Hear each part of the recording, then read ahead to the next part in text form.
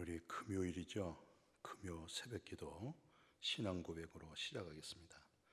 나는 전능하신 아버지 하나님, 천지의 창조주를 믿습니다.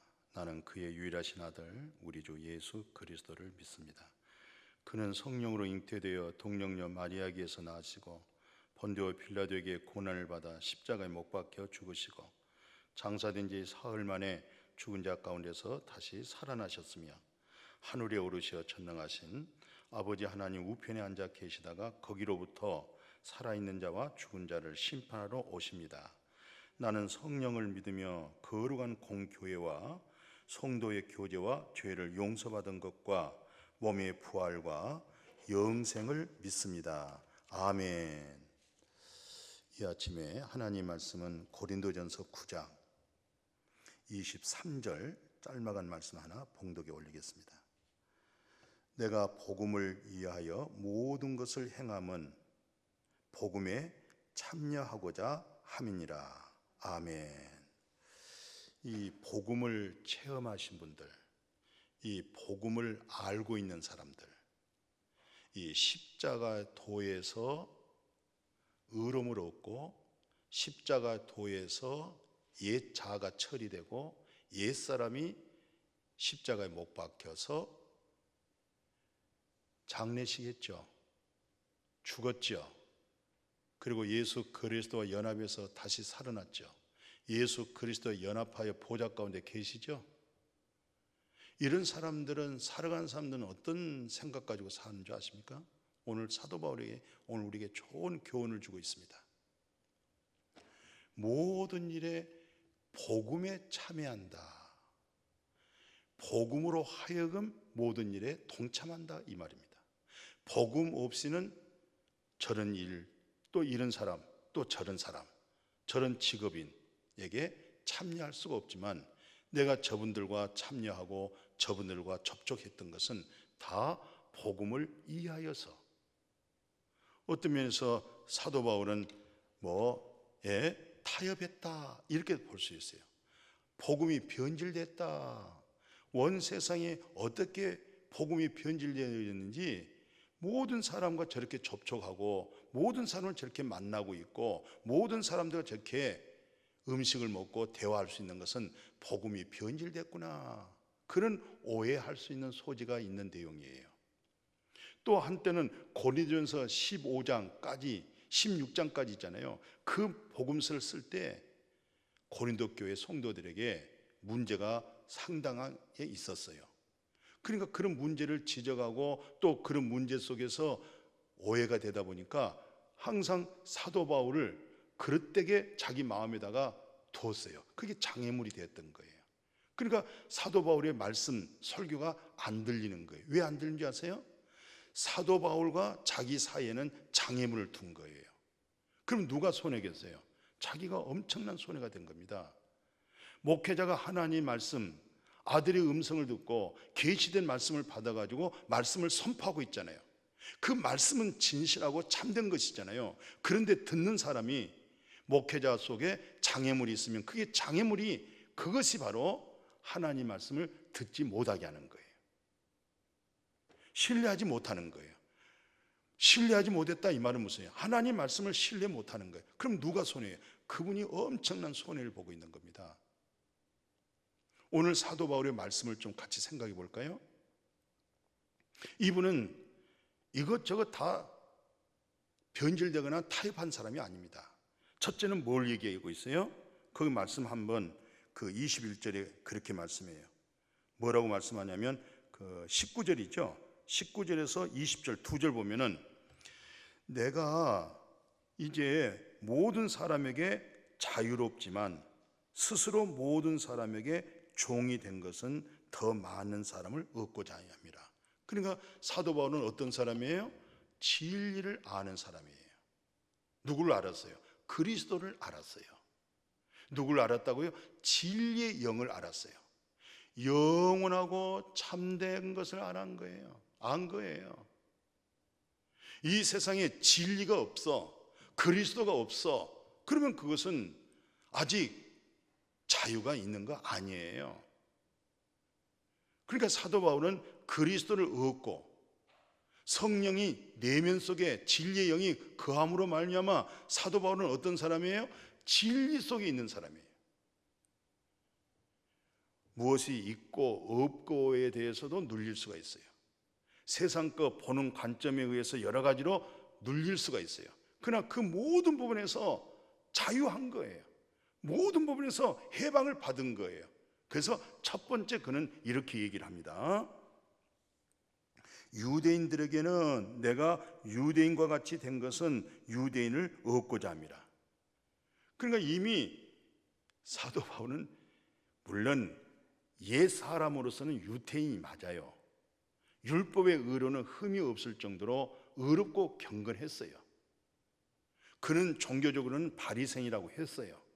그러나 이젠 자기는 그런 종교성, 그런 신앙을 갖고 있는 유대인이 아니에요.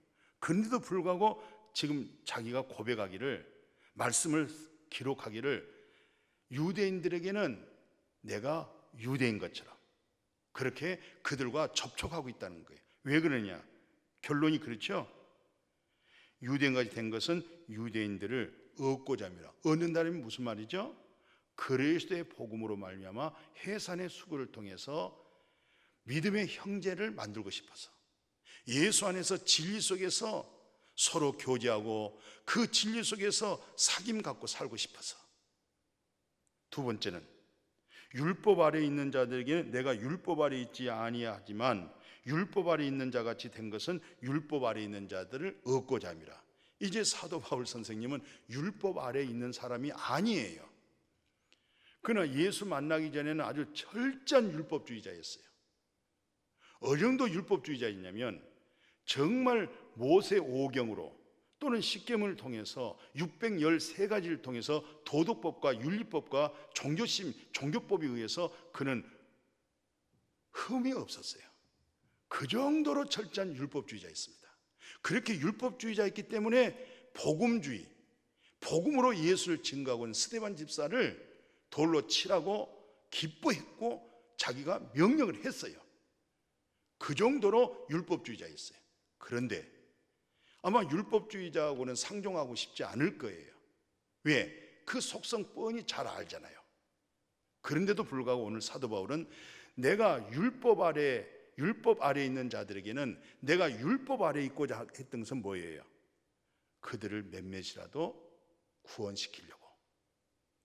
세 번째는요, 여기서 이런 얘기까지 하고 있어요.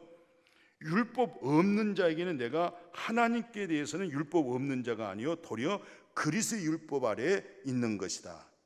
그 율법 없는 자와 같이 된 것은 뭐하느냐? 율법 없는 자를 얻고자 함이라. 오늘 율법 없는 자가 누구예요? 이방인들이죠.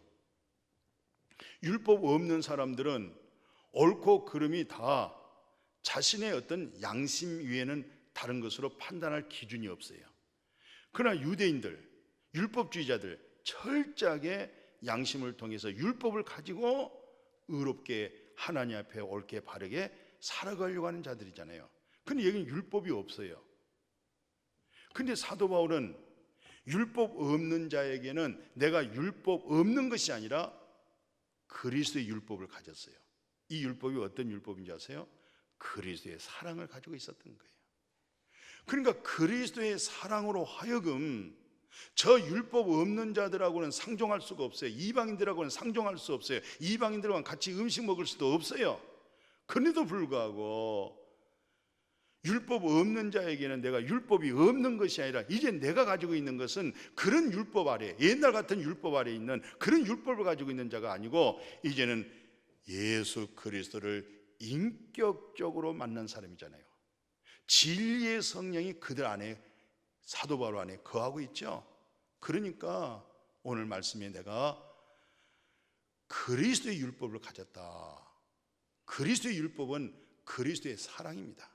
그리스도의 율법은 그리스도의 생명입니다. 그리스도의 율법은 그리스도의 진리입니다. 그래서 저 이방인들에게도 내가 접촉하고 만나고 대화하고 같이 음식을 먹고 있는 것은 내가 변질된 사람이 아니고 내가 진리를 배도한 사람이 아니고 내가 타락한 것이 아니고 몇몇이라도 어떻게 구원받게 할까, 그런 생각 가졌다는 것이죠. 그리고 네 번째는 뭐라고 얘기했냐면은 약한 자들에게는 내가 약한 자같이 된 것은 약한 자들을 얻고자 함이라. 그러면서 내가 여러 사람에게 여러 모습이 된 것은 아무쪼록 몇 사람이라도 구원시키려고. 약한 사람 아시죠? 예, 특별히 그 그리스 나라는 다 수입해서 먹고 사는 나라예요. 그러니까 고기 이런 거 다 수입하잖아요. 그러면 그 고기가 들어오죠.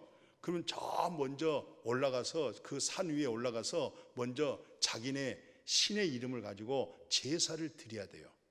제사를 드리고 난 다음에 그 고기가 저 밑으로 이제 유통이 되는 겁니다. 그러면 모든 지역에서 동네에서 사는 사람들은 다 그 고기 사다가 볶아 먹고 구워 먹고 찌개 먹잖아요. 근데 그 고기는 어디서 왔어요? 이미 우상 앞에 제사 드린 제물이에요. 그러니까 어떤 사람들은 예수 잘 믿고 하나님 잘 믿는 사람 있잖아요. 성령이 그 위에 있고 성령의 감동을 받고 성령의 가르침 받고 있는 사람들이 있잖아요. 이런 사람들은요 그 고기 안 먹습니다. 우상 앞에 차려놓은 음식을 내가 어떻게 먹냐. 그러니까 사도 바울 입장에 볼 때는 믿음이 약하다 이 말이죠. 오늘날 교회 안에서도 자기 생각 자기 의로 그렇게 믿음 되어져 있는 사람은 꽤 많아요. 그리스도의 진리로 단단하게 반석에 세워지지 못한 사람이 꽤 많아요. 근데 사도 바울은 고기 먹고 싶어 죽겠는데 사도 바울은 그런 고기 아무 상관없어요. 없어서 못 먹어요. 그러나 약한 자들 앞에서는 자기도 약했다는 거예요. 왜? 그 약한 자들에게 어떻게든지 복음을 더 깨닫게 하고 진리의 성령이 진리의 영이 그들 속에 거하게 만들도록. 그래서 오늘 읽어드린 말씀, 내가 복음을 위하여 모든 것을 행함은 복음에 참여하고자 함이라. 그러니까 이 모든 내용을 읽어보면 사도 바울은 사는 목적이 그리스도 예수의 복음을 위하여 살고 있구나. 이게 다시 본업이 되었구나. 직장에 가든 사업을 하든 무엇을 하든 간에 복음에 참여하고 또 그 사람들에게 복음이 없는 자에게 복음을 증거하여서 구원받게 하도록. 왜? 진리의 성령이 모든 죄를 사하면 사해지잖아요. 그러나 그 사람의 죄에 진리의 성령이 아니고는 그 죄를 사해질 수가 없어요. 그냥 그 죄 가운데 있는 거예요. 죄의 짐을 지고 있는 거예요. 죄의 짐 때문에 고통하고 시름하고 잠을 못 이루고 있는 거예요. 그리고 결국 뭡니까? 멸망입니다. 멸망이 뭔지 아세요? 둘째 사망, 지옥입니다. 지옥. 둘째 사망, 지옥에 들어가게 돼 있어요. 그러나 지옥에 들어가지 아니하게 할 수 있는 사람이 누구예요? 성령 받은 사람, 진리의 성령 가운데 거하고 있는 사람, 그 입에서 나오는 말씀 있잖아요. 선포되는 말씀, 그 선포된 진리가 죄를 사해버립니다. 그런 권세가 있어요. 내 죄의 사함을 받았느니라. 그 말씀이 마음에 쏙 임하게 되어지면 속에 있는 모든 허리만큼의 죄가 흰눈보다 양털보다 더 깨끗해집니다. 정결해집니다. 진리의 성령으로 말씀의 진리로 깨끗해집니다. 그런 사명을 받았어요.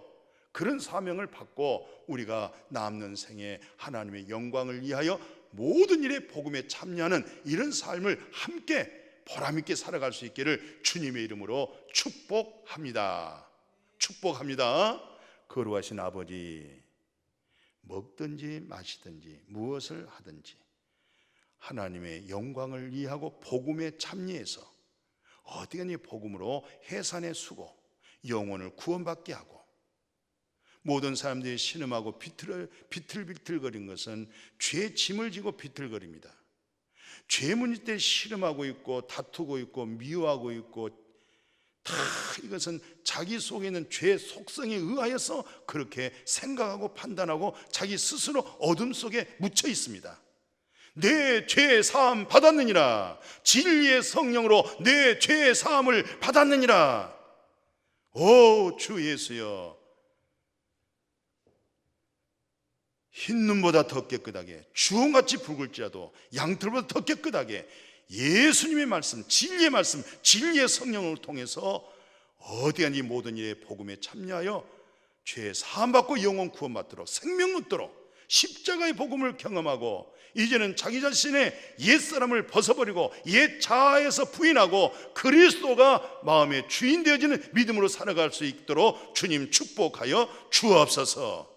예수님의 이름으로 기도드렸습니다. 아멘.